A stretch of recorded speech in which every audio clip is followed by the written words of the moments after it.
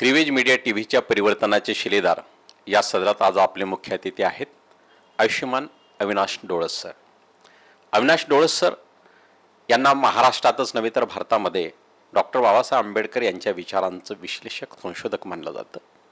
त्यांच्या विचारांच्या अनुषंगाने अनेक ऐतिहासिक घटनांचा शोध घेऊन त्यावर त्यांनी प्रबोधनाच्या चळवळी उभ्या केलेल्या आहेत. आंबेडकरी विचारवंत लेखक याबरोबरच त्यांनी भारतीय रिपब्लिकन पक्ष, भारिप बहुजन महासंघ या पक्षामध्ये त्यांनी गेली 30 वर्ष सातत्यानं आपलं योगदान दिलेलं आहे. आज त्यांच्याशी आपण बातचीत करत आहोत. डोळस सर, त्रिवेज मीडिया टीव्हीच्या परिवर्तनाचे शिलेदार या सदरात आपलं स्वागत. जय भीम.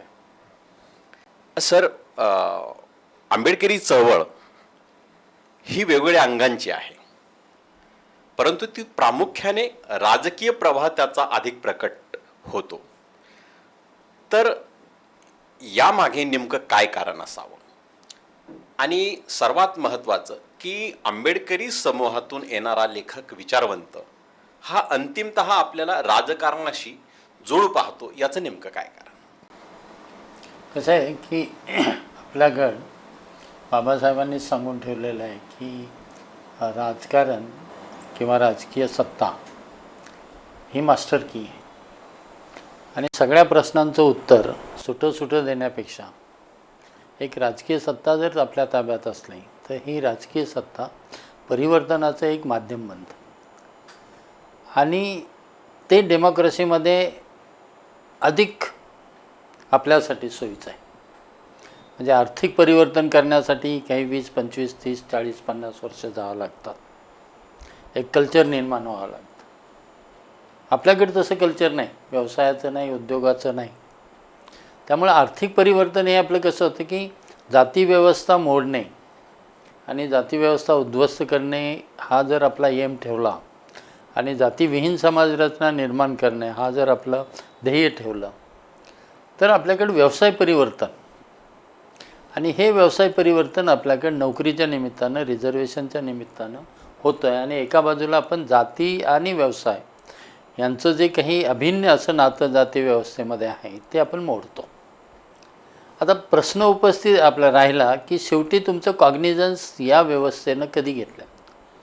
लोकशाहीमध्ये एक प्लॅटफॉर्म की जो सातत्यानं असलेल्या सत्तेच्या संदर्भात आणि सत्ता मिळवण्याच्या संदर्भात आणि सत्तेची दिशा ठरवण्याच्या संदर्भामध्ये सर्वात मोठा सामर्थ्यवान असं जे प्लॅटफॉर्म आहे ते म्हणजे राजकीय प्लॅटफॉर्म.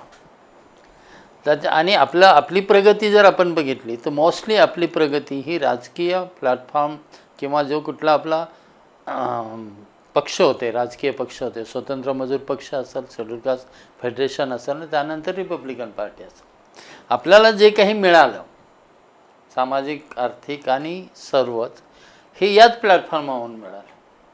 आणि त्यामुळं शेवटी तुमची सगळी जी कुठली धाव असणार आहे ती राजकीय प्लॅटफॉर्मचीच असणार आहे आणि ती बट नॅचरल आहे. कारण शेवटी तुम्ही काही आर्थिक राजकारण करू शकत नाही, कारण तुमच्याकडे अर्थकारणाच्या चाव्याच नाही. तुम्ही धार्मिक राजकारण करू शकता एका लिमिटपर्यंत. तुम्ही सामाजिक परिवर्तनाची एक लढाई करू शकता किंवा परिवर्तन, पण तिचं नेतृत्व करू शकता. पण त्या सर्व देशाची ताकद, सर्व देशाची सत्ता तुम्ही ताब्यात घेणे आणि ती ताब्यात सर्वसामान्य वेलफेअर सोसायटीसाठी निर्माण करणं हे राजकारणामध्ये शक्य होतं. आणि म्हणून परत दुसरी एक गंमत आहे, गमतीचा भाग आपण म्हणूया पण तर आहे की शेवटी आपला आदर्श हा बाबासाहेब आहे आणि मग सगळ्यांना बाबासाहेबांसारखंच व्हायचं आहे. त्याच्यामुळे राजकीय बाबासाहेब हे सर्वात जास्त आपल्याला भावलेलं आहे आणि आपल्याला शक्य वाटतं आहे. म्हणजे लीडर होणं हे या समाजाची जी परंपरा आहे, या समाजाची जी कुठली पॉलिटिकल वाटचाल आहे त्याच्यामध्ये ते शक्य आहे. आणि ही शक्यता परत आपल्याला रिझल्ट मिळून देते. म्हणजे तुम्ही इलेक्शन लढवणे, पडणं जरी असलं तरी तुम्ही मतदार म्हणून तुमचा अधिकार आणि तुमची वोट बँक तयार करणे आणि एक प्रेशर ग्रुप करणे हे आपण करत आलेलो आहे. आणि म्हणून सगळ्यांचीच धाव स्वाभाविकपणे राजकारणाकडेच असणार आहे. आणि मी त्याच्यामध्ये उलट चांगली गोष्ट समजतो जी आता आपल्याकडे एक मध्यमवर्गीय एक मानसिकतेतून राजकारण हे वाईट आहे तो आपल्यासाठी नाही, आपल्या मंडळींनी त्याच्यातून बाहेर पडून चांगल्या लोकांनी राजकारणातच आलं पाहिजे असं परत उलट मी म्हणा. डॉक्टर बाबासाहेब आंबेडकरांनी या देशामध्ये तळागाळातल्या समाजालाच नव्हे तर एकूणच देशाला आर्थिक महासत्ता बनविण्याच्या दृष्टीने आर्थिक कार्यक्रम दिले. त्यासाठी त्या आर्थिक कार्यक्रमाला त्यांनी संविधानात सामील करून घेण्याचा आटोकाट प्रयत्न केला की या देशाची अर्थव्यवस्था संसदेच्या मर्जीवर न सोपवता ती संविधानात तिला स्थान असावं यासाठी बाबासाहेबांनी प्रयत्न केला. परंतु त्यांच्यानंतरच्या काळामध्ये विशेषतः आंबेडकरी राजकीय पक्षांनीही त्यासाठी फारशी मागणी केली नाही. काय याच्या मागची नेमकी कारण असते? नाही, कसं आहे की मोठ्या मजेशीर गोष्ट आहे ती. आपण थोडा इतिहासाचा जर संदर्भ घेतला तर आपल्या असं लक्षात येतं की स्टेट अँड मायनॉरिटीमध्ये बाबासाहेबांनी जो आर्थिक प्रोग्राम मांडला होता तो बाबासाहेबांना सुद्धा घटनेमध्ये नाही आणू शकला किंवा मार्क्सला पर्याय म्हणून एक परिवर्तनवादी एक ढाचा एक ब्लूप्रिंट अशी जी आणायला हवी होती ती नाही. म्हणजे थोड्या सोप्या शब्दात सांगायचं तर राजकीय समता आणली गेली, आर्थिक समता आणण्याचा जो प्रोग्राम होता तो आपल्याला घटनात्मक पद्धतीनं अर्थ ढाचा निर्माण करून नाही करता आला. थोडा करता आला पण फार नाही. म्हणजे फॉर एक्झाम्पल आपण असं म्हणू की जमिनीचं राष्ट्रीयकरण हा त्यांचा एक प्रोग्राम होता आणि त्याच्यासाठी ते आग्रही होते, पण तो नाही होऊ शकला. इथली भारतातल्या जमिनीची आणि शेतकऱ्यांचं जे नातं आहे, जैविक नातं आणि त्याच्यावरचं प्रेम, त्याच्यावरची संस्कृती, याच्यातून त्याला त्याची संपत्ती जी काय आहे ती सातबाऱ्यातच दिसते. तोच त्याचा प्रतिष्ठेचा भाग. आता त्याचा त्याग करणं एवढी तयारी त्याची नाही. त्यामुळे भारतामध्ये असे प्रोग्राम आणणं आणि ते राबवणं हे सुद्धा कठीण होतं. म्हणून प्रॅक्टिकल काय तर माझ्या माहितीप्रमाणे आर्थिक याच्यासाठी मिक्स इकॉनॉमीचा एक प्रयोग 20व्या शतकातला त्यांनी भारतामध्ये केला. म्हणजे फॉर एक्झाम्पल सगळ्या ज्या नैसर्गिक संसाधनं आहेत ते राष्ट्राच्या मालकीचे, ते वैयक्तिक नाही, ते प्रायव्हेट नाही. हा एक भूमिका. म्हणजे आपल्याकडे नवरत्नाची जी कुठली कंपनीची आली ती त्यातून आली. दुसरं असं पाणी, वॉटर हे जे रिसोर्सेस आहे हा सुद्धा राष्ट्राची मालकी, व्यक्तीची किंवा एखाद्या प्रायव्हेट कंपनीची नाही. आणि त्याच्याचबरोबर आपल्या असं लक्षात येईल की या उद्योगधंद्यामध्ये मग रिझर्वेशन म्हणजे नोकरी, म्हणजे रोजगार निर्मितीचा जो भाग आहे तो या उद्योगधंद्यामध्ये रिझर्वेशनच्या ह्याच्यामध्ये कंपल्सरी त्यांनी केला. म्हणजे HL असेल, एअर इंडिया असेल, रेल्वे असेल, हे जेवढे राष्ट्राच्या मालकीचे उद्योगधंदे, मोठे उद्योगधंदे, तर याच्यामध्ये रिझर्वेशनची जी कुठली अंमलबजावणी ती झाली किंवा होते किंवा घटनात्मक तरतूद ते करून ठेवलेली आर्थिक. आता जेव्हा तुम्ही नोकरीला लागता आणि तुमच्याकडे पैसा येतो पगाराच्या निमित्तानं, तुम्ही यू बिकेम ए कस्टमर. म्हणजे तुम्ही काय होता की मार्केटमध्ये एक गिराईक होता आणि हे गिराईक झालं की आपोआप मार्केटलाही तुम्ही एक वळण देऊ शकता. म्हणजे साधी गोष्ट अशी आपण म्हणतोय की बुद्धाइन धम्मा हे पुस्तक आहे. तुम्ही बुद्धिस्ट झाले आणि बुद्धिस्ट म्हणून तुम्ही मार्केटमध्ये गिराईक म्हणून आले, तर तुम्ही वाचक म्हणून बुद्धाइन धम्मा जर तुम्ही घ्यायला लागला आणि त्याचा जर ते मार्केटमध्ये जर प्रॉफिटेबल असलं तर माझ्या लक्षात आलं कोणाचा विश्वास असो नसो ते पुस्तकाचं प्रोडक्शन बाकीचे लोकसुद्धा करू शकते.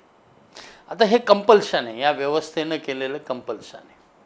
रोजगार हमी आहे, किमान वेतन आहे, सिलिंगचा कायदा आहे. हे सगळे आर्थिक जे कुठल्या एक ढाचा आपण निर्माण करत होतो त्याच्यातून एक आर्थिक समता आणण्याचा राहिलेला जो प्रोग्राम होता तो बाबासाहेबांना अभिप्रेत होता. आता तुमचा जो प्रश्न आहे तो महत्त्वाचा आहे की आपल्या राजकीय नेत्यांनी मग तो केला नाही.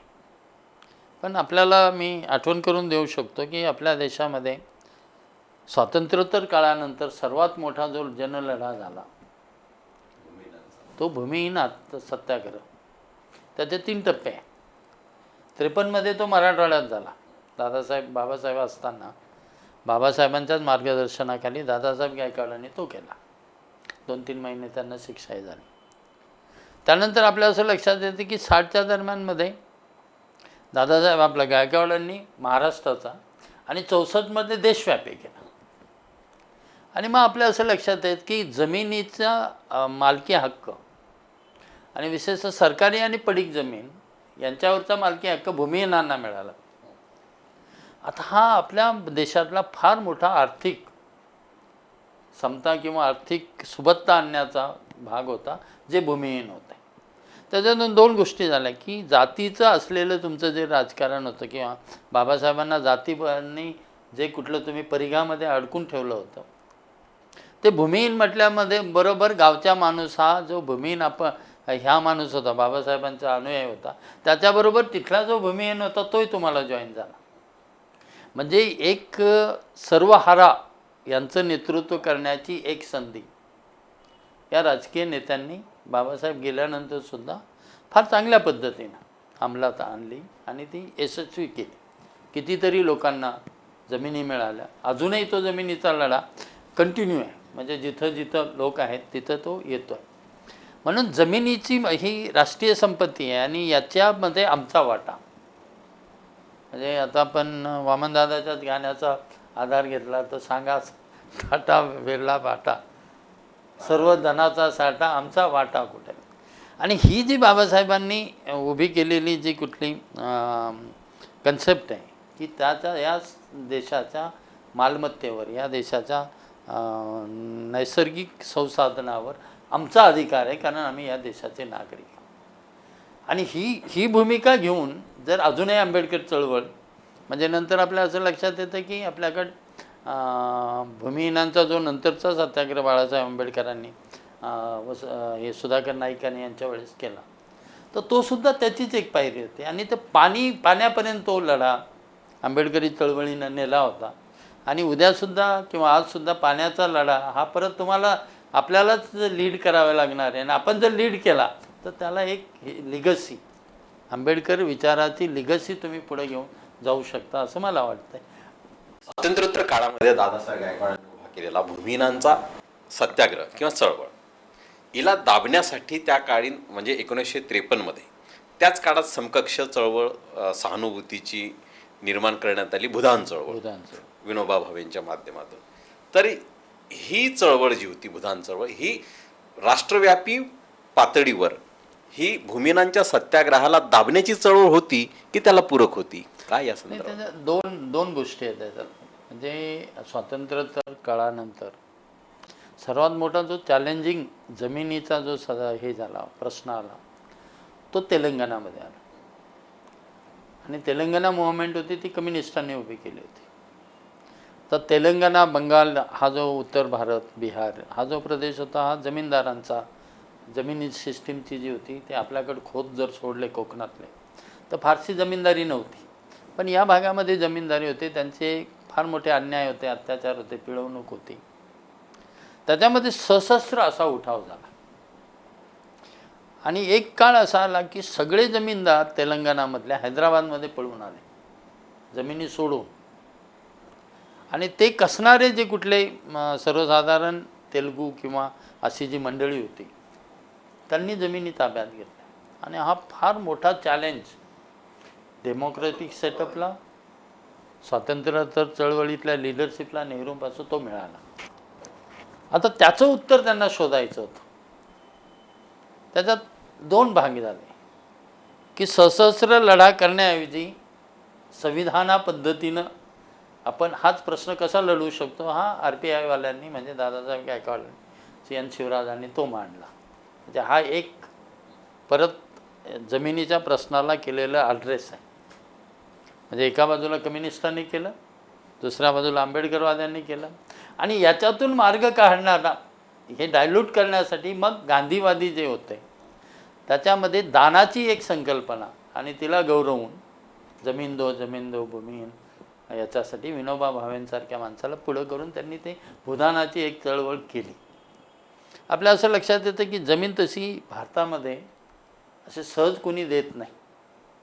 ज्यांच्यावर गांधीवादाचा आणि विनोबाचा प्रभाव होता त्यांनी टोकन म्हणून दिली असं, पण त्यातून तो प्रश्न सुटत नव्हता. पण एक एस्टॅब्लिश असलेल्या पॉलिटिकल लिडरशिपने आणि गांधीवादातून त्याला एक उत्तर आहे असं मानणारे सर्वोदयवाद्यांनी एक असा प्रयत्न करून बघितला की आपण जर असं केलं तर मग जो कुठला हिंसात्मक लढा आहे तेलंगणाचा तो होणार नाही आणि दुसऱ्या बाजूला गावोगावी जो संघर्ष उभा होतो आहे तो होणार नाही, असा एक राजकीय आणि परत भूतदयावादी सोडवणुकीचा एक प्रयत्न विनोबा भावेंच्या भूदानाच्या चळवळीनं आपल्या इथं केला, तो इतिहास. सर म्हणजे आपण जे प्रश्न आतापर्यंत घेतले ते राजकीय आणि आर्थिक संदर्भात होते, परंतु आपला मूळतः जो काही व्यक्तिमत्वाचा भाग आहे तो लेखक विचारवंताचा आहे. प्रामुख्याने साहित्यामध्ये आणि विशेषतः पुरोगामी किंवा परिवर्तनवादी साहित्य जे म्हणतो त्याच्यामध्ये साहित्याच्या प्रवाहांना कोणी आंबेडकरी साहित्य, कोणी फुले आंबेडकरी साहित्य, कोणी परिवर्तनवादी साहित्य, कोणी दलित साहित्य, या ज्या साहित्याच्या ज्या वेगवेगळ्या परिभाषा आहेत या परिभाषा या योग्य आहेत की या परिभाषा केवळ काही लेखकांच्या अधिष्ठानाला सिद्ध करण्यासाठी आहेत? या संदर्भात आपण काय सांगा? मला असं वाटतं की थोडंसं आपली गफलत झाली याच्यामध्ये. गफलत अशी झाली की आपण एक मोमेंट जेव्हा चालवत असतो त्याचे जे नेतृत्व करणारी जी नेते मंडळी असतात त्यांना नेहमी त्या काळातला संदर्भ असतो आणि जेव्हा जेव्हा आपण त्या काळाच्या संदर्भाला ॲड्रेस करतो तेव्हाच ती क्लिक होत असते. म्हणजे आता आपल्याच चळवळीचं जर सांगितलं तर आपल्या असं लक्षात येतं की प्रबुद्ध भारत आणि जनता म्हणजे 1930 ते बाबासाहेबांच्या महापरिनिर्वाण दिनानं आणि त्याच्यानंतरही प्रबुद्ध भारत प्रत्येक गावी आणि प्रत्येक खेड्यात जात होते. मग बंधू माधव असतील, शंकररावचा हे असतील, हे लेखक आपल्यापर्यंत गेले होते. आपल्याकडे असं लक्षात येतं की पण त्यांची चळवळ नव्हती झाली आणि शिक्षणाचं प्रमाण, लेखकांचं प्रमाण हे परत त्याला काही काळ जाऊच द्यावा लागतो, एक वेळ यावी लागते. तिथं मग जे पहिलं 57चं जे पहिलं साहित्य संमेलन झालं म्हणजे 56ला होणार होतं पण बाबासाहेबांच्या याच्यामुळे आपण ते 57ला केलं. आचार्य अत्रे त्याचे मुंबईलाच झालं, ते आचार्य अत्रे त्याचे उद्घाटक होते पण ऐनवेळी ते येऊ शकले नाही म्हणून अण्णाभाऊ साठे आले, BC कांबळे त्याचे अध्यक्ष होते आणि तिथं आपण दलित साहित्य संमेलन असं म्हटलं. आता आपल्याकडे 2 प्रॉब्लेम होते त्यावेळेस माझ्या मते, म्हणजे माझ्या मते कोण माझ्याबरोबर कोणी सहमत होईल किंवा नाही होणार, पण मला असं की त्यावेळेस बौद्ध होणं याच्यामध्ये आपण एकूणच चळवळीचे आउटकास्ट झालो होतो आणि ते सोपं होतं, हे बुद्ध झाले म्हणजे आपले नाहीत आणि त्याचा फटका आपल्याला राजकारणात मोठा बसला होता. म्हणजे राजकारणामध्ये जर आपण संयुक्त महाराष्ट्राची चळवळ केली नसती आणि त्याच्यात दादासाहेब गायकवाडांनी जर पुढाकार घेऊन ते गेले नसते तर आपण जसे आउटकास्ट झालो होतो, बहिष्कृत झालो होतो, तसेच बहिष्कृत झालो असतो सगळ्याच बाबतीत आणि तो मोठा धोका होता. त्यामुळे आपण शब्द शोधत होतो. बाबासाहेबांनी त्याच्यातून मार्ग काढला होता की इंडियन कुठल्याही कन्सेप्टचा शब्द न घेता, भारतीय भाषेतला शब्द न घेता, हिंदी नाही, मराठी नाही, काय नाही, व जागतिक पातळीला ज्याला संदर्भ असा रिपब्लिकन घेतला होता.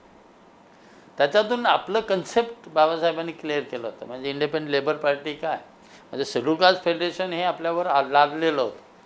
क्रिप्सनं जर बाबासाहेबांना विचारलं नसतं की बा तुम्ही मजुरांचे प्रतिनिधी होऊ शकत नाही तर शेड्यूल कास्टचा जन्मही झाला नसता. म्हणून शेड्यूल कास्ट फेडरेशन हे इतिहासानं लादलेलं नाव आहे आपल्यावर. म्हणजे ते काय बाबासाहेबांच्या थिंकिंगचं जे डेव्हलपमेंट थिंकिंग आहे त्याच्यात ते बसत नाही. ओके, पण एक आपल्याला त्या काळातला दिलेला जो कुठला ऑप्शन होता त्याच्यात आपण स्वीकारला आणि आपण पुढे गेलो. त्याच्यामुळं आपल्याकडं असं आहे की बौद्ध म्हणून म्हटलं तर तो धार्मिक चळवळ होता. जसे ख्रिस्ती साहित्य संमेलनं झाले, जैन साहित्य संमेलन झाले, तसं आपलं बौद्ध झालं असतं आणि तो प्रयोग आपला फार चालला नसता. म्हणून आपण दलित म्हणजे एका वेगळ्या पद्धतीनं दलित ही संकल्पना स्वीकारली.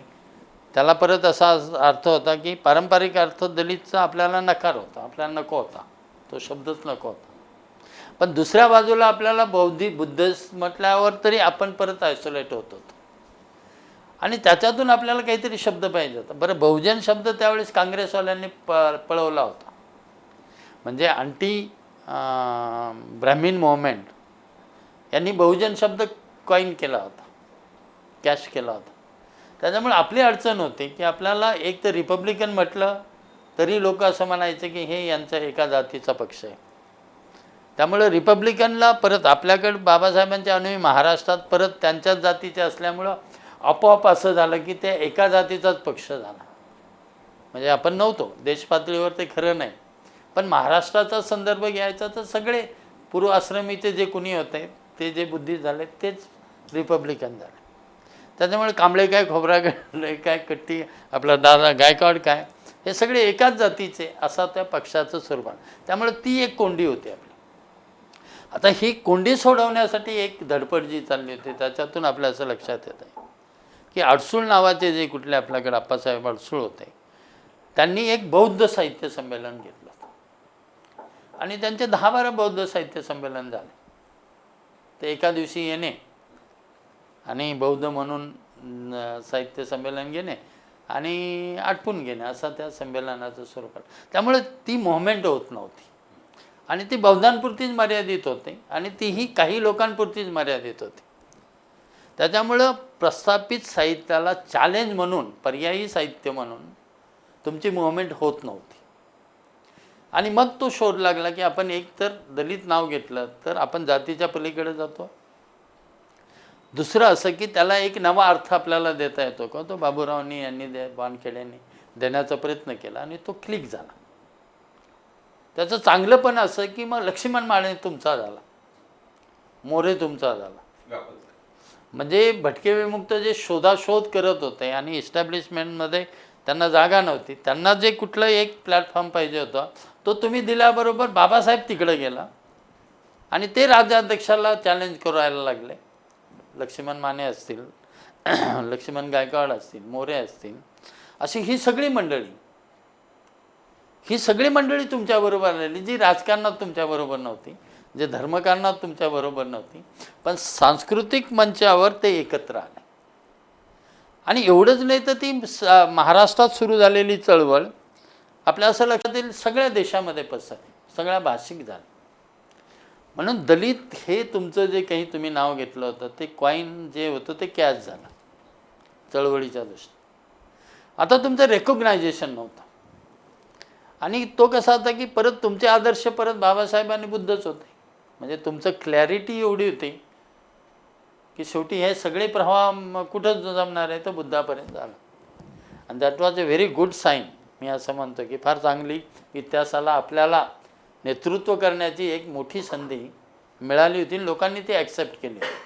म्हणजे हिंदीवाल्यांनी ॲक्सेप्ट केली होती, बंगालवाल्यांनी ॲक्सेप्ट, केरळवाल्यांनी ॲक्सेप्ट केली, तेलुगू तामिळ यांनी ॲक्सेप्ट केली.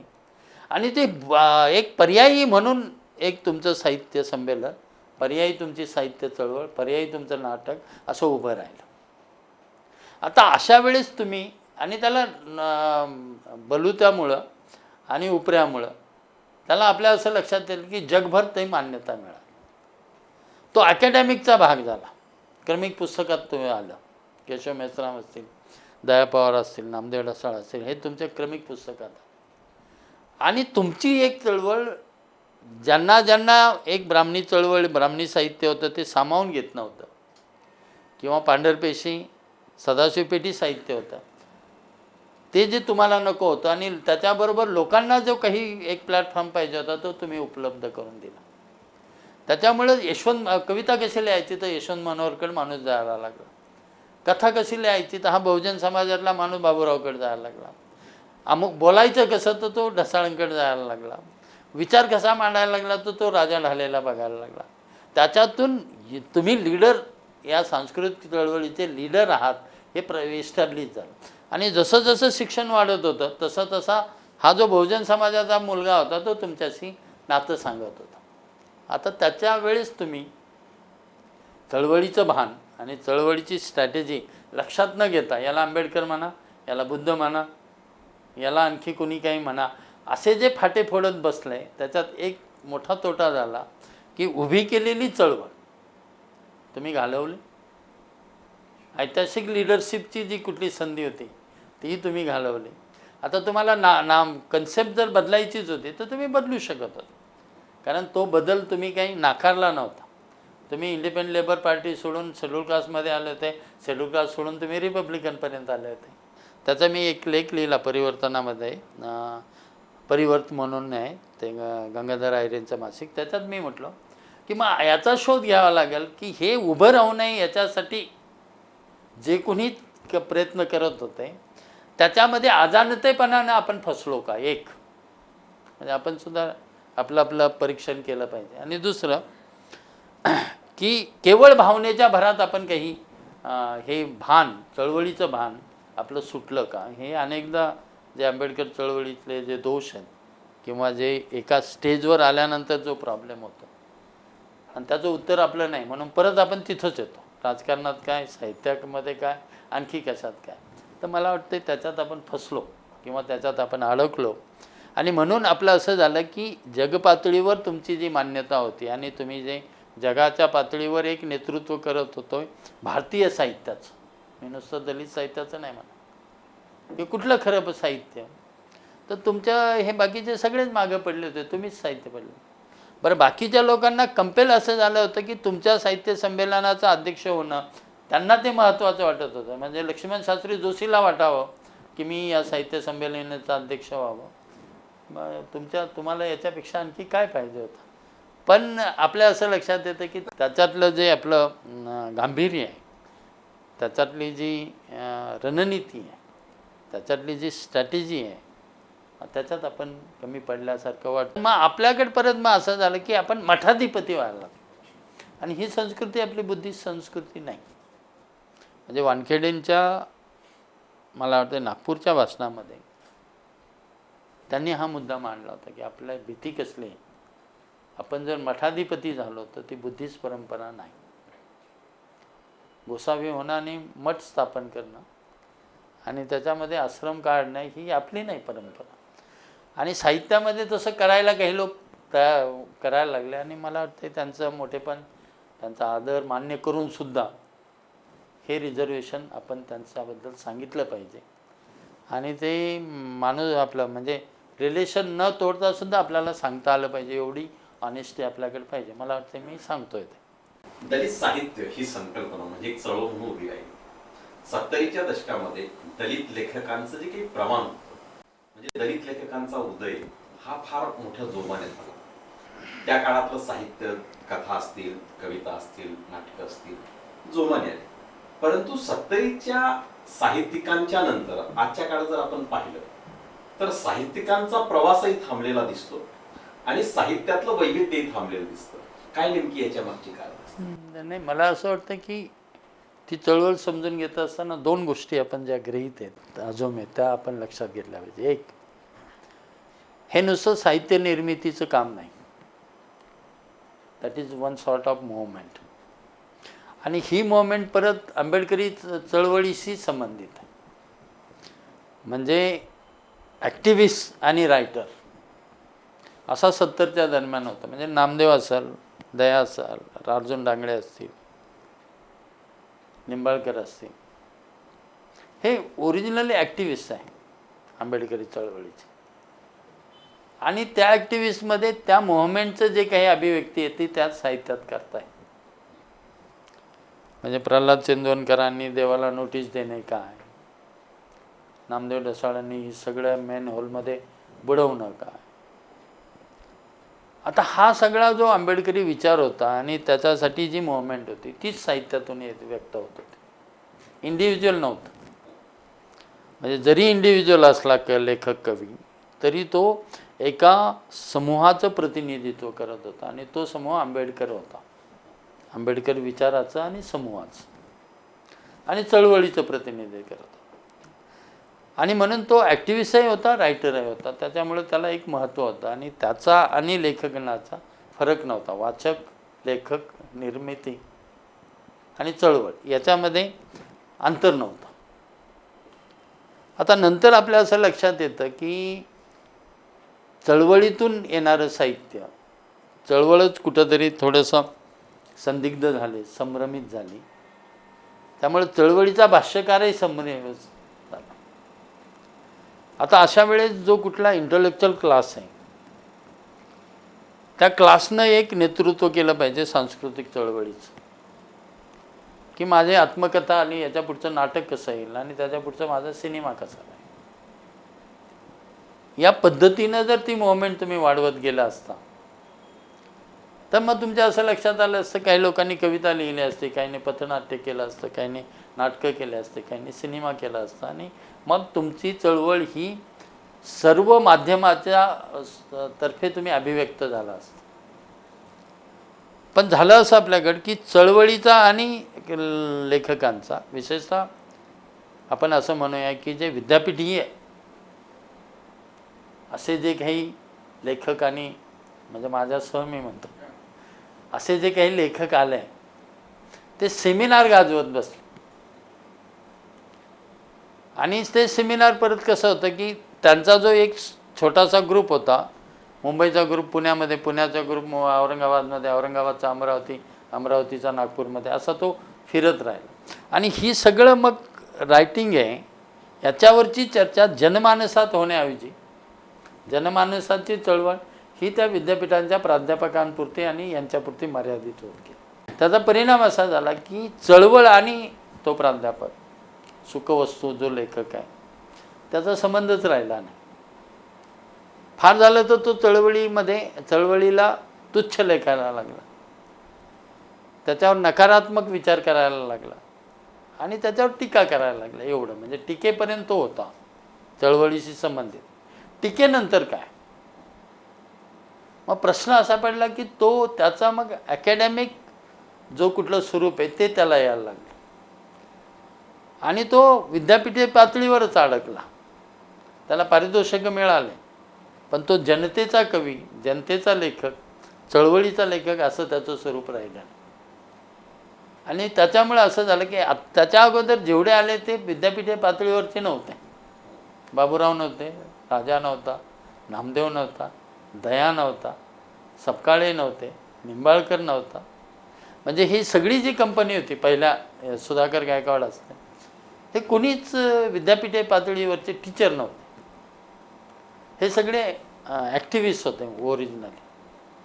आणि दुसरे जे होते, जे काही आले ते याच्यासाठी आले की त्या चळवळीचा आपण नाही भाग घेऊ शकत, पण आपण काहीतरी त्याचा एक सहभागी आहोत, अशी एक नैतिक भूमिका घेणारा जो मिडल क्लास होता तो आला. नंतर कसं झालं की मिडल क्लास हळूहळू चळवळीपासून बाजूला गेला. त्याला दोन कारणं. म्हणजे त्याच्यामध्ये आता आपण परत राजकीय स्टेटमेंट मी करतोय असं वाटेल, पण त्याच्यामध्ये असं की महाराष्ट्रामध्ये चाललेली जी चळवळ आहे त्या चळवळीचा जो कुठला बॅकबोन होता तो होता मध्यमवर्गीय माणूस, नोकरी करणारा. हा नोकरी करणारा माणूस चळवळीबरोबरही होता, जयंतीलाही होता बरोबर. पण असं झालं की या चळवळीतल्या माणसांना एकदा एका संघटनेच्या निमित्तानं तुम्ही बांधून ठेवलं आणि त्याला मग महाराष्ट्रातूनच तुम्ही कटअप केलं. म्हणजे तो कर्मचाऱ्यांच्या प्रश्नांवर भांडला नाही, तो जयंतीच्या कार्यक्रमात आला नाही, तो अत्याचाराच्या विरोधात जो तुमच्याबरोबर होता तो आला नाही, आणि तुमच्या साहित्यिक चळवळीतला जो वाचक होता तोही राहिला नाही. आणि तो किंगमेकरची भूमिका घेतोय असं जे काही त्याला सांगितलं गेलं किंवा त्याच्यात तो, मला असं वाटतं त्याच्यात तो अडकला. कारण त्याला ती भूमिका पॅन्थरच्या चळवळीनंतर आपल्याकडे असं झालं की जो एज्युकेटेड माणूस आहे तो दलित ब्राह्मण म्हणून ठोकला गेला आणि त्याच्यात तो दुखवला. कारण हा काय करतोय, बायको आणि तो सिनेमा, संडेचं मटण, याच्या पलीकडे याचा काहीच संबंध नाही, असं जे काही त्याच्यावर एक हल्ला झाला. त्याच वेळेस त्याला वाचवणारं एक संघटन आलं आणि त्या संघटनेने सांगितलं की नाही, यू आर किंग मेकर. आणि त्याचा परिणाम असा झाला की त्याला काही न करता प्रतिष्ठा जी मिळायला लागली. कारण चळवळीत आपण नाही हे जे त्याला त्या गिल्टी होता, त्याची गिल्ट तिकडे भरून निघाली की मीच सगळं करतो आहे. मग मी बिहारमध्ये, उत्तर भारतामध्ये मी राज्य आणतो आहे, अमुक अमुक साली आम्ही सत्तेवर. आता ह्या पद्धतीचा तो स्वप्नरंजन झालं त्याचं, आणि महाराष्ट्राच्या चळवळीपासून तो तोडला गेला. म्हणून या साहित्याचा जो वाचक होता, पॅट्रन होता, पालक होता, आणि या चळवळीचा खऱ्या अर्थानं जो वाहक होता, कारण ही इंटलेक्च्युअल ॲक्टिव्हिटीज, तो महाराष्ट्राच्या आंबेडकरी चळवळीपासून तुटला, कारण काही असं. आणि त्याचा परिणाम असा झाला की तो त्याच्यावर बोलत नाही, तो त्याच्यावर कोणाला प्रतिष्ठा द्यायची आणि कोणाला नाही, त्याच्यात एका संघटनेच्या पातळीवर बांधला गेल्यामुळं हा आपला नाही असं त्यानं शिक्का मारायला सुरुवात केली. आणि त्याचा परिणाम असा झाला की सगळ्या लेखकांना वाईट दिवस आले. म्हणजे जे लेखक राजकीय नेत्याशिवाय आपल्याकडे मान्य केले जात होते, त्यांना तुम्ही बहिष्कृत केल्यासारखं करायला लागला होता, म्हणजे झालं. आणि हा जो तुमच्यामधला अंतर्गत जो कुठला विरोधाभास निर्माण झाला, त्याच्यातून असं झालं की तुमचा जो एक पाया होता, जनसामान्याचा चळवळ म्हणून जे साहित्याची चळवळ होती, ती जनसामान्याची राहिली नाही, कारण चळवळीचा आणि साहित्यिकांचा संबंध राहिला नाही, हे एक रिझन. आणि दुसरं, ही चळवळ चालवणारा, जोपासणारा, पोसणारा जो मिडल क्लास होता, की जो कथा कादंबरीमध्ये याच्यामध्ये वाचक होता, तो वाचक तुमच्यापासून बाजूला झाला. आणि मग असं झालं की तुमचं कविता तुम्हीच वाचायची आणि तुम्हीच प्रसिद्ध करायची, एवढ्यापर्यंत आपली हळूहळू सिंक्रोनाइज होता होता ही स्थिती आली, असं मला वाटतं. अनुभवाच्या विश्वातून निर्माण झालेलं दलित साहित्य आणि विद्यापीठी शिक्षणातून निर्माण झालेलं साहित्य, आता या दोन्ही साहित्यांचा मूलभूत गाभा डॉक्टर बाबासाहेब आंबेडकरांचा की ज्याच्यामध्ये स्वातंत्र्य, लोकशाही, बंधुता हे अभिप्रेत होते. परंतु अनुभूतीच्या विश्वातून ज्यांनी साहित्य निर्माण केलं, त्यांच्यामध्ये स्वातंत्र्य, लोकशाही, बंधुता याचा अभाव दिसून येतो. आजच्या काळामध्ये जर आपण विचार करायला गेलो तर त्या लेखकांच्या मध्येही टोकाचे मतभेद राहिले. विद्यापीठी शिक्षणानंतर घडलेली पिढी याच्यात तर ते टोकाचे राहिले, पुढे वाढत गेले. तर काय याची नेमकी कारण? नाही, कसं आहे की चळवळऐवजी जेव्हा व्यक्तिवादी होते कुठलीही चळवळ, आणि व्यक्ती महात्म्य हेच जेव्हा पुढं महत्त्वाचं ठरतं आहे, तेव्हा तुमच्या असं लक्षात येईल की तुमची स्पर्धा ती व्यक्ती महात्म्याचीच असते, ती साहित्याची नसते आणि ती विचाराची सुद्धा नसते. फक्त मग तुम्ही जे काही आहे त्याचा उपयोग तुम्ही त्याला पराभूत करण्यासाठी करत असता. म्हणजे कुणी कम्युनिस्टांचा म्हणा, कुणी मनोवादी म्हणा, कुणी काँग्रेसवादी म्हणा, कुणी आणखी काही म्हणा, म्हणजे स्टॅम्प मारून तुम्ही काय करत असता की तुमचं व्यक्तिमहत्त्व वाढवत असतं. आणि व्यक्तिपूजा आणि व्यक्तिमहत्त्व हे आंबेडकर चळवळीनं फार पूर्वीच बाबासाहेबांनी सुद्धा त्यांच्याच काळात सांगितलेलं आहे की हा इंडियन रोग आहे, भारतातला मोठा डिसीज आहे. आणि म्हणून ते सुद्धा पाया पडू देत नव्हते आणि याची जी काळजी घेत होते. आणि पुढं देवत्व येण्याची जी कुठली शक्यता त्यांना वाटली नाही, एकदा देवत्व केलं की फ्रेममध्ये, जसं आता फ्रेममध्ये तुम्हाला स्वीकारलं जातं आणि त्याला हार घालून तुम्ही मोकळे होता, आणि विचारापासून त्याचा आणि तुमचं फारकत होते. ही जी इंडियन स्टाईल आहे, हाऊ टू किल द म्हणजे थिंकर, तर या पद्धतीचे होण्याची फार मोठी शक्यता होती आणि ती झाली. त्याच्यात असं झालं की व्यक्तीलाच महत्त्व अधिकार, आणि म्हणून त्याचे मठाधिपती म्हणून मी तो शब्द वापरला होता की त्याच्याकडे आपलं गेलं, म्हणजे परत आपण जे सोडलं ते परत आपण नव्या पद्धतीनं वापरायला लागलो. आणि त्याचा परिणाम असा झाला की मग व्यक्तीचं न वाचणंसुद्धा, म्हणजे आता तर इतकी वाईट परिस्थिती आहे की मी एखादी काही गोष्ट लिहिली आणि तो माझ्याबरोबरचा माणूस आहे तो वाचतो की नाही. पूर्वी असं नव्हतं की ते सार्वत्रिक वाचन होतं, आणि ती सगळ्यांची कविता होती, सगळ्यांची कथा होती, सगळ्यांची आत्मकथा होती, आणि सगळे असे भारावून गेले होते की आपल्याला लिहायचं आहे, आपल्याला अभिव्यक्त करायचं. आता आपल्याला कसं आहे की आपले जे ध्येय आहेत ते 2-3 ध्येय आपण क्लिअर जर केले तर आपल्या असं लक्षात येतं की अजूनही या गोष्टीला फारसा महत्त्व येणार नाही. एक असं की व्हॉट इज युअर एम, तुमचं एम काय, अल्टिमेट काय.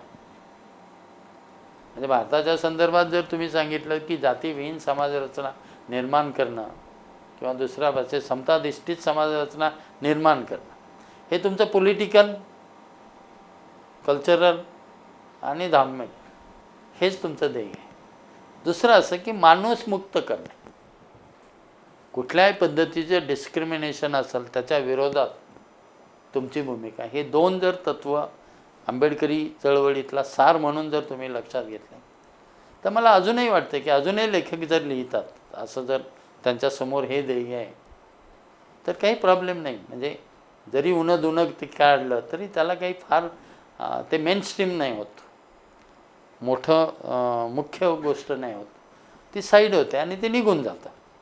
असं होतं. म्हणजे एखाद्या वेळेस एखाद्या लेखकानं जर काही चांगलं लिहिलं तर यू हॅव टू ॲक्सेप्ट, म्हणजे तो कुठला आहे याच्यापेक्षा, कोण आहे याच्यापेक्षाही ते ॲक्सेप्ट करावं लागतं किंवा केलं जातं.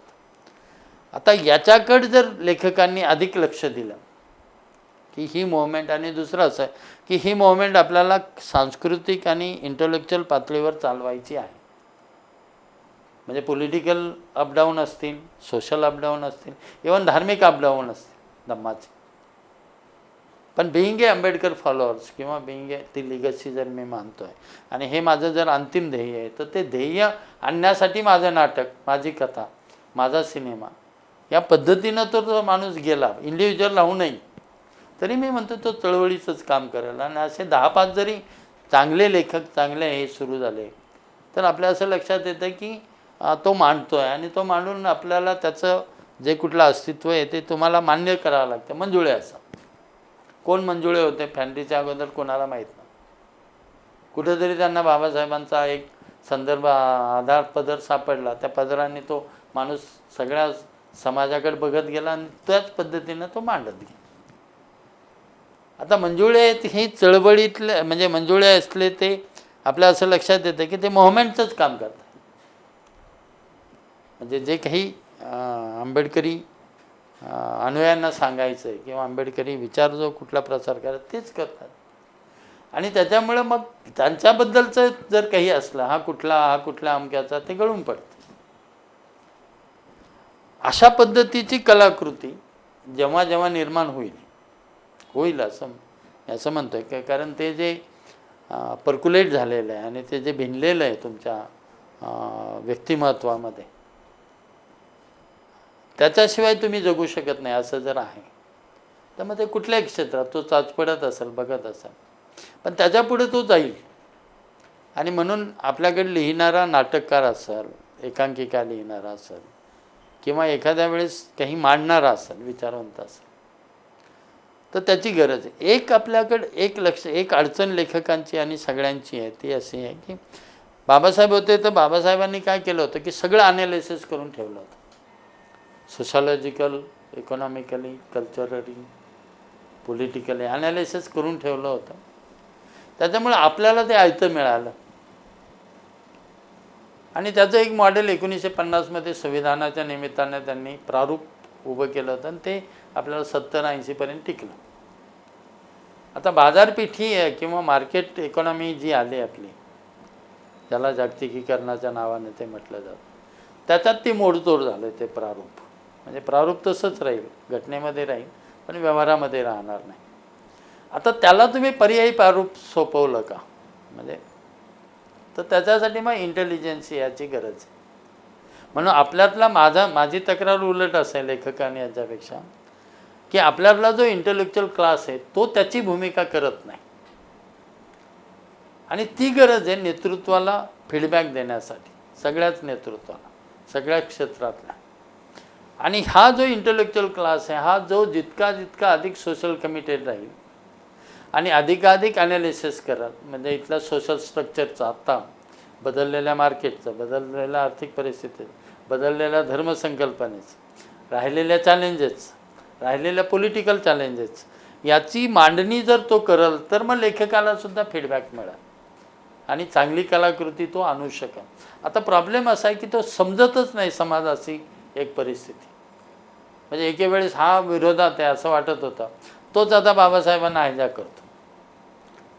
एका बाजूला हा जय भीम म्हणत नाही, तोपर्यंत आपला संघर्ष होता, तो आपल्या अगोदरच जय भीम म्हणायला लागला. आता त्याच्यामुळे झालं आहे असं की म्हटली की जाती व्यवस्था आहे की नाही, तर म्हटली तर आहे, म्हटली तर नाही. म्हणजे ब्लॅक अँड व्हाईट असा जो संघर्ष आपल्याला दिसत होता तो आता मानसिक पातळीवर, सायकोलॉजिकल पातळीवर अधिक आहे, कल्चरल पातळीवर अधिक आहे, आयडिओलॉजिकल पातळीवर अधिक आहे. आणि त्याची पूर्वतयारी करण्यासाठी जो इंटलेक्च्युअल क्लास एक कार्यरत असला पाहिजे तो नाही, त्याचा अभाव आहे. 70मध्ये कसा झाला, राजा असेल, रावसाहेब कसबे असतील, असे अनेक लोक की एक इंटलेक्च्युअल क्लास त्यांच्या पिढीचा बाबासाहेबांच्या नंतर जे काही आहे ते मांडण्याची एक त्यांनी धडपड तरी केली आणि त्यांनी त्यांचं कॉन्ट्रिब्युशन केलं. त्याच्यानंतरच्या पिढीतला इंटलेक्च्युअल क्लास कुठं आहे जो आजच्या परिस्थितीला ॲड्रेस करेल, ॲनालिसिस करेल? तर त्याचा अभाव मला अधिक जाणवतो. आणि हा सगळ्या चळवळीची जी कुठली गोची झालेली आहे किंवा सगळी चळवळ जी आपल्याला थांबल्यासारखी वाटते त्याचं कारणच असं की त्याला छेद देऊन काही मार्ग दाखवणारा हा जो इंटलेक्च्युअल क्लास आहे हाच मुळात त्याची भूमिका रोल करत नाही. आणि बाबासाहेबांनी ॲनिलेशन ऑफ कास्टमध्ये एक असं म्हटलेलं आहे की कोण परिवर्तन करतं, तर त्यांच्या मते परिवर्तन राजा नाही करत, मठाधिपती करत नाही, धर्माचा संस्थापक नाही करत, संधी अधिकारी किंवा असं स्ट्रक्चर नाही करत. तर समाजामध्ये आदर्श निर्माण करणारा जो इंटलेक्च्युअल क्लास असतो तो समाजामध्ये काही आदर्श निर्माण करत असतो आणि त्याबरोबर हुकूम समाज ते फॉलो करत असतो. ब्राह्मणांनी ते केलं नाही म्हणून या देशाची अधोगती झाली, कारण तो इंटलेक्च्युअल क्लास होता, तो पोटार्थी झाला, त्यानं केलं नाही ही बाबासाहेबांची तक्रार होती. आज आपण त्याच पद्धतीनं जर विचार केला तर मग आता स्वतःला आंबेडकरवादी म्हणणारे आणि बौद्ध स्वतःला मानणारे ह्या इंटलेक्च्युअल हे जे कुठला रोल आहे हा करतात का, आणि करत असेल तर ते कोणासाठी करतात? हा जोपर्यंत आपला हे सुटत नाही तोपर्यंत आपली कोंडी सुटणार नाही असं मला वाटतंय, म्हणजे माझ्या ॲनालिसिस प्रमाणे. एक आंबेडकरी विचारवंत आपल्या काय वाटतं की डॉक्टर बाबासाहेब आंबेडकरांच्या कोणत्या विचारांवर आज लढे उभे राहिले पाहिजेत आणि कशा पद्धतीने ते उभे राहिले पाहिजे यावर आपण काय? आपल्याकडे बाबासाहेबांचे 2-3 प्रोग्राम आहे. एक असं आहे की जिथं कुठं डिस्क्रिमिनेशन असं त्याच्या विरोधात जाऊन तुम्ही इक्वॅलिटी इस्टॅब्लिश करणं हा तुमचा मॉरल प्रोग्राम आहे. आता तो जातीमध्ये अडकून न ठेवता, म्हणजे आता आपल्याकडे आपण बौद्ध म्हटलो पण आपल्या असं लक्षात येतं की आपण बौद्ध म्हटलो तरी जातीचं राजकारण, जातीचं सगळं करणं हे याच्यामध्ये अडकलो की काय अशी मोठी शंका आहे माझ्या दृष्टीने. म्हणून अँटी डिस्क्रिमिनेशन ही जी लढाई आपली आहे, आपण मंडल आयोगासाठी भांडलो, स्त्रियांवरच्या अत्याचारासाठी भांडलो, आदिवासींसाठी थांबलो, ही आपली योग्य दिशा आहे. म्हणजे थोडक्यात असं की या सगळ्या डिस्क्रिमिनेशन होतं आहे असा जो अभावग्रस्त समाज आहे त्याचं नेतृत्व करणं हे आंबेडकरी चळवळीतली गरज आहे. आता ते नेतृत्व करण्याची मानसिकता आंबेडकर अनुयायी किंवा आंबेडकर चळवळीमध्ये नेतृत्व करणाऱ्यांची ती अंडरस्टँडिंग आहे का? ती असेल तर आपला प्रॉब्लेम नाही, ती नसली तर ती जबाबदारी त्याला घ्यावी लागणार आहे. हा वन थिंग, अँटी डिस्क्रिमिनेशन. दुसरं असं की तुमचं जे अंतिम ध्येय आहे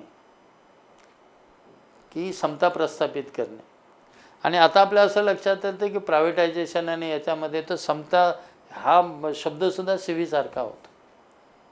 मग या समताधिष्ठित समाजरचना उभं करण्यासाठी तुमची किती निष्ठा, किती श्रद्धा, किती कमिटमेंट आहे आंबेडकर अनुयायांची ते नेतृत्व करू इच्छितात. आणि मग असं जर असलं तर मग समता प्रस्थापित करण्यासाठी इकॉनॉमिकली प्रोग्राम तुम्ही देऊ शकाल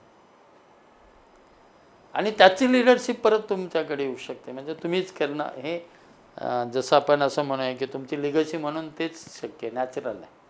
तर त्या पद्धतीनं तुम्ही करू शकता का? दुसरं असं की सारा भारत बौद्धमय करल याचं ॲनालिसिस तुम्ही काय केलं आहे, याचं प्रारूप तुम्ही काय करता? म्हणजे दीक्षा देऊन बौद्ध होणं म्हणजे सारा भारत बौद्धमय करणे, की इंटलेक्च्युअल ऑनेस्टी, रॅशनॅलिझम आणि ह्युमॅनिटी याचा हा विचार भारतानं स्वीकारणं म्हणजे भारत बौद्धमय करणं. याचं जे प्रारूप आहे, याची जी मांडणी आहे ती इथल्या इंटलेक्च्युअल क्लास आंबेडकर यांनी केली पाहिजे आणि त्याचं नेतृत्व केलं पाहिजे. म्हणून कर्म रिच्युअलमध्ये न अडकता, म्हणजे बौद्ध धम्म म्हणजे इकडे सत्यनारायण करत होते तिथं परित्राण पाठ तुम्ही सुरू केलं, तिथं 10वं करत होतं तिथं तुम्ही जलदान विधी सुरू केली, नावं बदलले पण तुमचं रिच्युअल तेच राहिलं, कर्मकांड. आता या कर्मकांडात जर तुम्ही फसला तर परत तुमचा पराभव आहे. म्हणून बुद्धिझमसुद्धा नव्या जो कुठला बाबासाहेबांनी बुद्धायन धम्मामध्ये जो सायंटिफिक अप्रोच घेऊन सांगितलेला आहे ते इंटेलेक्च्युअल मांडणी, ते रॅशनॅलिझम, तुम्ही त्याचं नेतृत्व भारतामध्ये परत तुम्ही करणार आहात का? पूर्वी बाबासाहेबांनी केलं पण त्याला मदत नेहरूंची होती, कारण नेहरू तसा इंटेलेक्च्युअल ऑनेस्टीचाच माणूस होता. म्हणजे त्यावेळेचे जे उदारमतवादी होते युरोपियन लोक ते होते म्हणून बाबासाहेब हे समजू शकले त्यांना. गांधी होते म्हणून बाबासाहेबांचंही महत्त्व वाढलं. म्हणजे एखाद्या वेळेस पारंपरिक पद्धतीचं जे नेतृत्व असतं, टिळक असते किंवा अमुक असते, तर बाबासाहेबांना एवढं त्या या देशातल्या राजकीय यालामध्ये स्पेस मिळाला असता की नसता, इथून आपल्याला विचार करावा लागेल.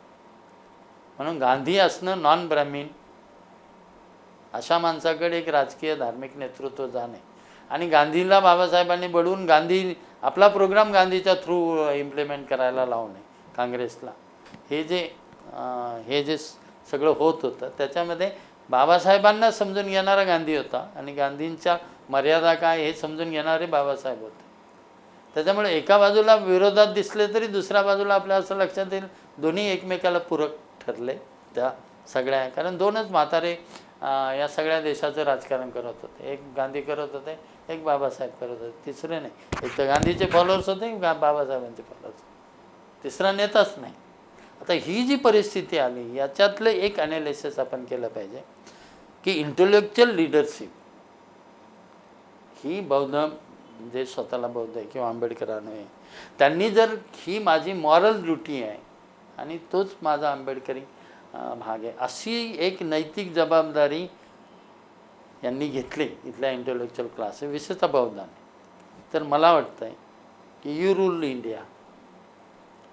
एवढंच नाही तर तुम्ही जगामध्ये सुद्धा एक जो क्रायसिस आहे सध्या, म्हणजे नफ्यावर आधारलेली समाजरचना, एक्सप्लॉयटेशनवर असलेली समाजरचना, आधारलेली समाजरचना, धर्मावर आधारलेली समाजरचना, त्याच्यामधलं मग अमेरिका असेल, सौदी असतील, यांच्यामधले इस्लाम वर्सेस ख्रिश्चन असं भांड, याच्याही पलीकडे नेणारा बुद्ध आम्ही सांगतो आहे आणि तो सांगण्याची जबाबदारी आमची आहे. वी आर लीडर आणि हे इंटेलेक्च्युअल लीडरशिप आम्ही करतो आहे. एवढ्या गांभीर्यानं जर बौद्ध माणसांनी किंवा आंबेडकर अनुयायांनी स्वतःकडे घेतली ती जबाबदारी आणि त्याच्यासाठी तेवढा वेळ दिला, तेवढा त्याग केला, तर मला असं वाटतं की आपल्याला चांगले दिवस असू शकतील. पण आपला आग्रहच असा की ही इंटेलेक्च्युअल लीडरशिप आपण करायला कितपत तयार आहोत याचं, म्हणजे पुढचा इतिहास याच्यावर राहणार आहे की हे तुम्ही जर करणार असाल तर तुम्हाला तुमच्याच हातात सगळं आहे.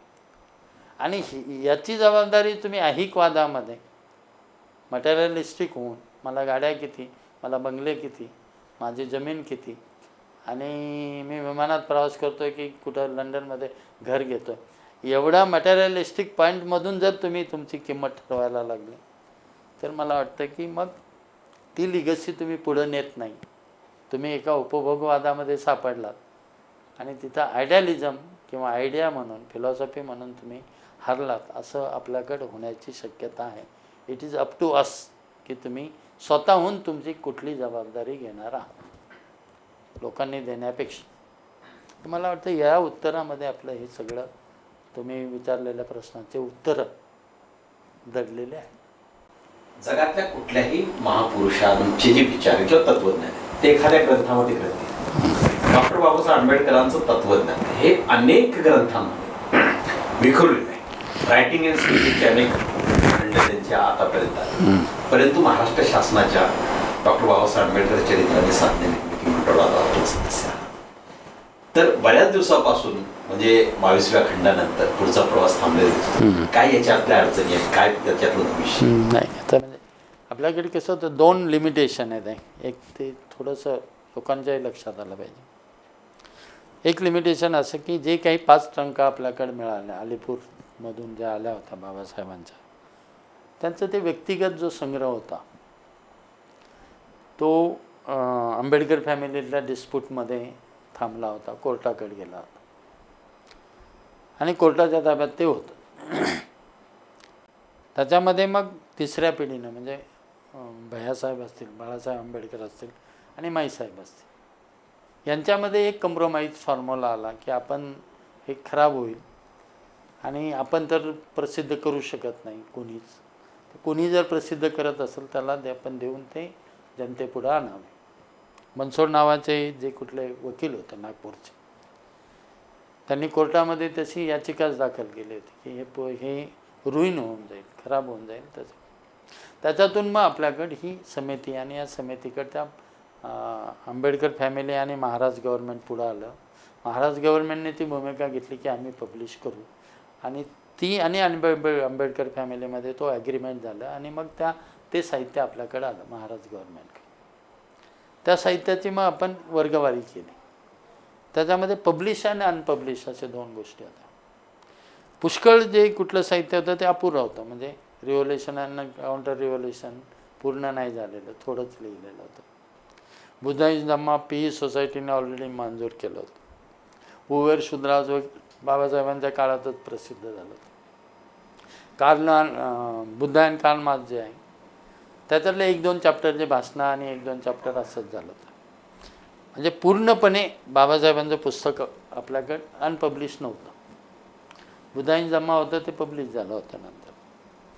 पण तरी मग आपण जेवढं काही होतं, म्हणजे पाली डिक्शनरी होती, पाली डिक्शनरी आपण पब्लिश केली.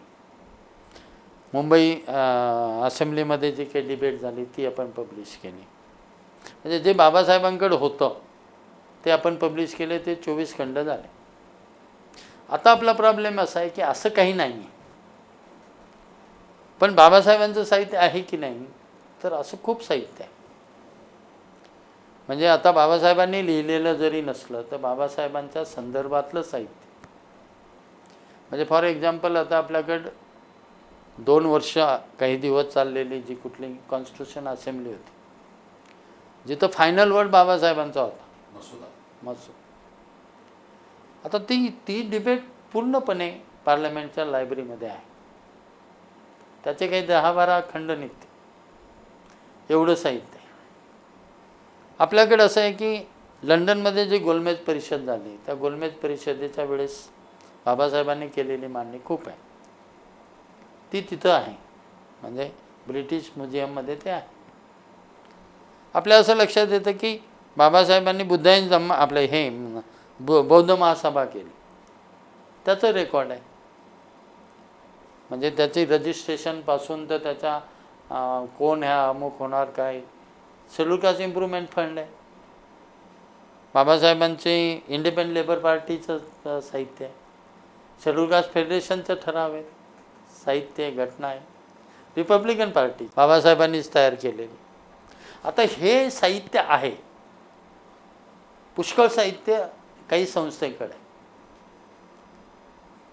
आता हे साहित्य प्रसिद्ध होणे हा महत्त्वाचा भाग आहे आता आमच्यासमोर.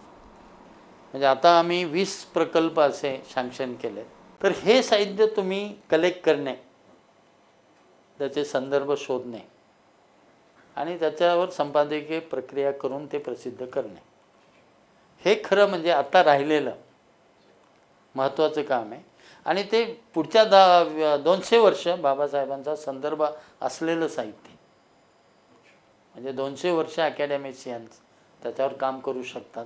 हे जर तुम्ही लोकांपर्यंत किंवा महाराज गव्हर्नमेंटनं या समितीनं जर दिलं तर त्याच्यावर समजा पुढे आता डिबेट आहे, तर सगळ्या डिबेटमध्ये बाबासाहेब आहेत. आणि ती नुसती बाबासाहेबांची डिबेट नाही, तर ती सगळ्या या राष्ट्राला नवं घडवत असला डिबेट. आता दुसरा उदाहरण, बाबासाहेब मंत्री होते, 7-8 मंत्रीच त्यावेळेस होते व्हाईसरायच्या काउन्सिलमध्ये. हे मजूर मंत्री होते, पण तेव्हा वेगवेगळे खाते नव्हते. जे खातं असेल ते ॲडिशनल चार्ज म्हणून त्या मंत्र्यांकडे यायचं.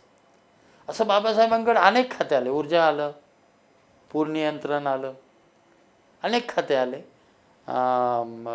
की ज्याच्यावर बाबासाहेबांना डिसिजन घ्या, त्याच्यावर डिस्कशन झालं, त्याच्यावर समित्या झाल्या खुराना वगैरे असं, आणि बाबासाहेबांनी त्या फाईलवर रिमार्क लिहिले, डिस्कशन लिहिलं, नोट्स लिहिले. हे सगळं साहित्य पार्लमेंटच्या लायब्ररीमध्ये अवेलेबल आहे. म्हणजे वॉटर कमिशनची निर्मिती, भाकरा नानगलपासून तर हिराकुंडपर्यंत तर दामोदर व्हॅलीपर्यंत, हे सगळं बाबासाहेबांनी जे मांडलं आणि जे सांगितलं ॲज ए मिनिस्टर म्हणून. म्हणजे मजूर मंत्री तर झालेच, पण अपार्ट फ्रॉम मजूर मंत्री हे जे कुठले हे होते, प्रोजेक्ट होते किंवा खाते आलं होतं वेगवेगळं, त्याच्यात बाबासाहेबांचं कॉन्ट्रीब्युशन देश पातळीवरचं हे तुम्हाला कलेक्ट करावं लागणार आहे पार्लमेंटच्या लायब्ररीमधून. त्याची फोटो कॉपीज तुम्ही जरी आता कलेक्ट केली आणि त्याचं एक डॉक्युमेंटेशन म्हणून सुद्धा तुम्ही एखादा हे केला, म्हणजे आमचं चाललं आहे तो प्रयत्न, तुम्ही प्रसिद्ध केलं, तर त्याच्यातून बाबासाहेब हे जे आत्ता बघितलं जातं आहे बाबासाहेबांकडे, तर वॉटर प्रॉब्लेमवर पहिल्यांदा ॲड्रेस करणारा या देशातला माणूस म्हणून तुम्हाला बाबासाहेब पुढं आणता येतात. त्याच्यावर मग एस के थोरातांना जसं प्रोजेक्ट दिलं होतं सेंट्रल गव्हर्नमेंटनं, आणि त्यांनी हिराकुंड आणि दामोदर व्हॅलीचं मॅटर समोर आणलं, आणि मग लक्षात आलं की बाबासाहेबांनी स्टेटमध्ये वाहणाऱ्या नद्यांचा जो कुठं पुढं होणारा जो कुठला प्रॉब्लेम होता तो लक्षात येऊन सेंटरच्या ताब्यात वॉटर असावं, आणि मग वॉटर कमिशनची किंवा इलेक्ट्रिसिटी बोर्डाची ही जी बाबासाहेबांची निर्मिती झाली किंवा किती कॉन्ट्रीब्युशन आहे ते तुम्हाला पुढं आणता येऊ शकतं. त्याचा दस्तावेज आहे, तो कलेक्ट करणे, त्याचे संदर्भ शोधणे आणि तो खंड म्हणून, व्हॉल्यूम म्हणून, सोर्स मटेरियल म्हणून पुढं आणणे, असे आम्ही 20 प्रोजेक्ट हातात घेतलेले आहे.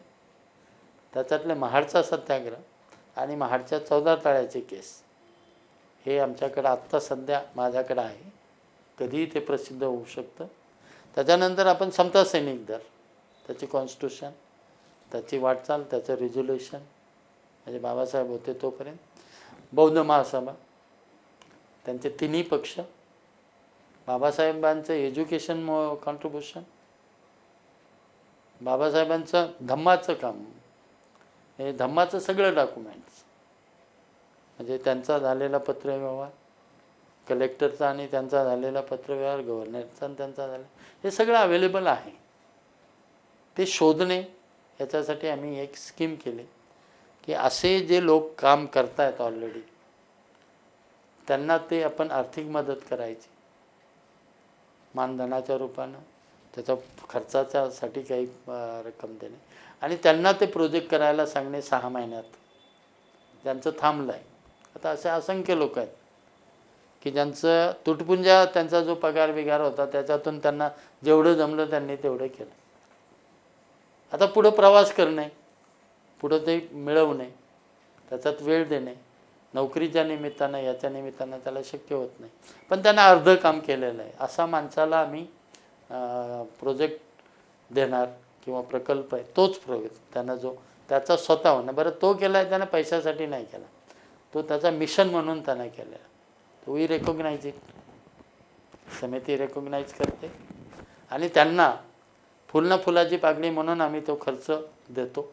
आणि त्यांच्याकडून आम्ही हे करून घेतल्यानंतर ते काही संपादकीय संस्कार असतील ते समिती करून आम्ही ते 20 खंड जे आम्ही मान्य केले समितीनं, त्याच्यातले 7 आम्ही प्रोजेक्ट दिलेले आहे ऑलरेडी, त्याच्यातले 2 प्रोजेक्ट ऑलरेडी आमच्याकडे आहे, बाकीचे येत आहेत. एस के थोरातांना आम्ही हे मिनिस्ट्रीचा दिलेला आहे की डॉक्टर आंबेडकर ॲज ए मिनिस्टर, त्याच्यातलं जे काही आहे फाईलवर त्यांनी केलेल्या रिमार्क आहे, नोट्स आहेत, मीटिंग झालेलं आहे, ते सगळं अवेलेबल आहे. ते आपण कलेक्ट करणे, संगतवार लावणे, त्याचं परत संदर्भ देणे, तळटीपात देणे, या पद्धतीचं जे काम आहे ते आता महत्त्वाचं आहे. कारण बाबासाहेबांनी लिहिलेलं तुमचं सगळंच आता प्रसिद्ध झालं, त्याच्यामुळे आता बाबासाहेबांचे जे सोर्स आहेत तो आता अजून तुम्ही 10-1 वर्ष थांबले, 5-1, तर तो रुईन होऊन जाईल. कागदाची जे कुठलेही आयुष्य आहे ते कमी आहे, त्याच्यामुळे आत्तासुद्धा कागद धरला तर तो फाटण्याची शक्यता, त्याच्यामुळे त्याची फिल्म करणे, ती जतन करून ठेवणे, हा एक प्रयोग, हा एक मार्ग आमचा. आणि दुसरं आता ते प्रिंट मीडिया म्हणून तुमच्यासमोर आणणे. म्हणजे प्रबुद्ध भारत असेल, जनता असेल. आता अनेकदा असं झालं की त्याची फोटोकॉपी जरी आली तरी तुमच्या लक्षात येतं की त्यावेळचं काय इतिहास होता, बाबासाहेब काय मांडत होते. आणि माझ्या दृष्टीनं आणि आमच्या दृष्टीने हे काम अत्यंत महत्त्वाचं आहे. जेवढं काम बाबासाहेबांनी लिहिलं ते प्रसिद्ध करणं जेवढं महत्त्वाचं आहे, त्याच्यापेक्षा अधिक मोठं काम जे 200 वर्ष टिकू शकेल. बाबासाहेब 200 वर्षाचा रेफरन्स म्हणून बाबासाहेब जर टिकणार असतील तर त्या सोर्स मटेरियलमधून आहे. समितीनं त्याला मान्यता दिलेली आहे. त्याच्यासाठी एक एक्सपर्ट कमिटी आहे. त्या एक्सपर्ट कमिटीनं ते केलं आहे. आणि त्याचा म्हणजे आम्ही पैसे देतो म्हणून कुणी अर्ज नाही करायचा, नाही तर मग तो आपला MPhil आणि PhDचं जे चाललंय तसं होईल. तर त्याच्यासाठी असं करायचं की तुम्हाला माहीत आहे की अमुक अमुकानं एवढं वर्ष दिलं आहे आणि तो हेही जमा करतो. उदाहरणार्थ बाबासाहेबांनी लढवलेलं कोर्ट केसेस, आता कोर्टामध्ये ते रेकॉर्ड आहे. आता त्याची लिस्ट करणे आणि ते जमा करणे आणि ते मिळवणे मोठं कठीण काम आहे. पण ते तुमच्यासारख्यांनी जर म्हटलं की मी केलं आहे अर्धं काम, तर आम्ही तुम्हालाच म्हणतो आहे की मग काय आता तुमचा प्रॉब्लेम काय. तो म्हणतो माझ्याकडे फोटोकॉपी करायला सर पैसे नाही किंवा काय नाही. आम्ही म्हणतो हे पैसे घे, फोटोकॉपी करून दे, प्रसिद्ध करण्याची जबाबदारी, संपादित करण्याची जबाबदारी आमची, तुला आम्ही काही मानधनही देतो आहे. तर या पद्धतीची एक नवीन स्कीम मी ती मंजूर म्हणजे मी नाही, समितीनं ती मंजूर करून घेतलेली आहे आणि त्याचं काम चालू आहे. त्याच्यामुळे आता असं आहे की आता काय आहे की पुनर्मुद्रण करणे हा एक भाग तो चालू आहे. जे जे पुस्तकं संपलेत ते आपण बाजारात आणतो आहे, असा तो एक भाग आहे. दुसरा भाग कसा आहे की हे जे मिळतं बाबासाहेबांचं ते लोकांनी जर दिलं, आता उदाहरणार्थ बाबासाहेबांना आलेले पत्र असतं किंवा बाबासाहेबांनी लिहिलेले पत्र आहे अनेक लोकांकडे आहे, पण आता त्याचा लोकसुद्धा आता देत नाहीत. म्हणजे अनुभव असा आहे. पूर्वी कसं होतं की एका श्रद्धेनं ते द्यायचे की आपल्याकडे फाटल पण देऊन टाकावं. तर अनेक लोकांचे पत्र आहेत, अनेक लोकांनी इंडिव्हिज्युअल प्रसिद्ध करून व्यवसाय केलेला आहे. आपल्याला त्याच्यात काही तक्रार नाही. पण ऑथेंटिसिटी म्हणून गव्हर्नमेंटकडे देणे आणि गव्हर्नमेंटनं ते पब्लिश करणे, याला जी 20 वर्षानंतर 100 वर्षानंतर जी ऑथेंटिसिटी राहील ती इंडिव्हिज्युअल नाही. म्हणून माझ्याकडे जरी काही साहित्य असलं तर माझं म्हणणं असं आहे की तुम्ही द्या आमच्याकडे, आम्ही तुम्हाला त्याचा मानधन देतो. तुम्ही प्रसिद्ध करण्यापेक्षा ती ऑथेंटिसिटी गव्हर्नमेंटनं करणे, कारण आम्ही ते परत एक्सपर्टकडे पाठवतो, एक्सपर्टकडून ते बघतो. आम्ही त्याच्यावर विचार करतो की हे कितपत खरं आहे, कितपत योग्य आहे, त्याला काही पुरावे आहेत का, हे सगळं बघून मग त्याच्यात इन्क्लूड करायचं की नाही. हा जी प्रोसेस आहे ती गव्हर्नमेंट करू शकते, कारण गव्हर्नमेंटकडे फंड आहे, गव्हर्नमेंटकडे यंत्रणा आहे आणि गव्हर्नमेंट एक्सपर्टला बोलून त्यांचा विचार घेऊ शकते, त्याची मदत करू शकते. ही यंत्रणा इंडिव्हिज्युअल माणसांकडे नाही. म्हणून काही लोक आहेत आपल्या की मी नाही देत, मी माझंच प्रसिद्ध करतो. मग कसं होतं की त्याचं स्टँडर्ड, त्याच्यातलं व्यवहार, त्याच्यात कधी कधी मार खाल्ला जातो आणि मग नको असलेलं पुस्तक चांगलं मॅटर असलेलं पुढे येऊ शकतं. आमचं म्हणणं असं आहे की त्याच्यापेक्षा आहे ना गव्हर्नमेंट तुमची स्कीम आहे, तुम्ही द्या आपल्याकडं. तुम्हाला आम्ही हे लिहूनसुद्धा म्हणजे ते हे सुद्धा म्हणतो आहे की ज्याला प्रोजेक्ट दिलं आहे त्याला आपण compel by so and so असं आपण देतो आहे. म्हणजे तो त्याचा जे काही त्यानं काम केलेलं आहे त्याला आपण क्रेडिट देतो. आणि मला वाटते तेवढं खूप झालं. म्हणजे एवढं म्हणजे फोटो असतील तर तुम्ही द्या, आम्ही स्कॅन करून घेतो, ओरिजिनल फोटो तुमचा आहे. तिथं फक्त आम्ही असं मेन्शन करणार आहे की हा फोटो सोनवणेंकडे आहे, सोनवणेंचा संग्रह आहे, दॅट्स ऑल. निदान त्याची एक नोंद होईल की बा सोनवणेंकडे हा फोटो आहे. की आता एक आम्ही परमारला एक प्रोजेक्ट दिला आहे आपले गुजरातचे.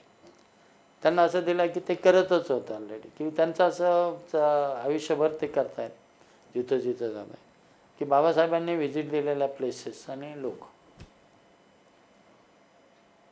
तर प्लेसेस आणि इंडिव्हिज्युअल म्हणजे बाबासाहेबांनी भेट दिलेले आणि बोललेले अशा लोकांची नावंसुद्धा की बा मी बडोजमध्ये गेले, बाबासाहेबांनी या माणसाचे असं बोलले. आता ते सुद्धा एक हिस्टॉरिकल डॉक्युमेंट तुमचं होणार. आणि म्हणून हिस्टॉरिकल डॉक्युमेंट जतन करणे सोर्स मटेरियलच्या दृष्टीने आणि ते अभ्यासकांना उपलब्ध करून देणे ही माझ्या दृष्टीनं कळीची आणि सर्वात महत्त्वाचा भाग आहे. ते सध्या आमचं काम चालू आहे. डॉक्टर बाबासाहेब आंबेडकरांच्या चळवळीतील कार्यकर्ता, लेखक, विचारवंत, राजकारणी आणि शासकीय समितीवरील सदस्य अशा सगळ्याच अंगभूत गुणांनी प्राध्यापक अविनाश डोळस सरांनी आपले विचार आपल्या सगळ्यांच्या समोर मांडलेले आहेत. अत्यंत शास्त्रीय, तर्कसंगत आणि वैज्ञानिक दृष्टिकोन घेऊन डॉक्टर बाबासाहेब हे कसे व्यापक वैश्विक नेतृत्व देणारं एक व्यक्तिमत्व आहे आणि त्या व्यक्तिमत्वाचा आदर्श घेऊन आजच्या चळवळींनी पुढे गेलं पाहिजे अशी अपेक्षा व्यक्त करून डॉक्टर अविनाश डोळस सरांचा आपण रिव्हिज मीडिया टीव्हीच्या परिवर्तनाचे शिलेदार या सदरात पुन्हा एकदा स्वागत आणि आभार मानून आम्ही आपले आभार मानतो. जय भीम. थँक्यू. जय भीम.